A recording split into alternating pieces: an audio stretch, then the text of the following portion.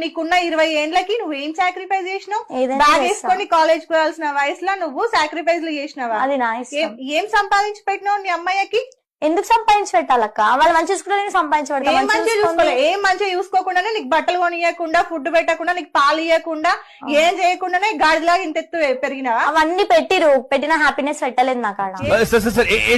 Happiness పెట్టలేదు నా కాడ. ఏం హ్యాపీనెస్ కావాలి నీకు?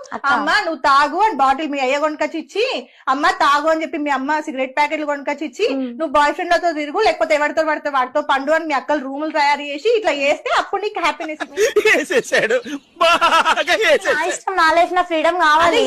ఇప్పుడు ఇలాంటి వాళ్ళ వల్ల సమాజంలో ఎదిగే పిల్లలు, ఆడపిల్లలైనా సరే ఖరాబ్ అయిపోతారు.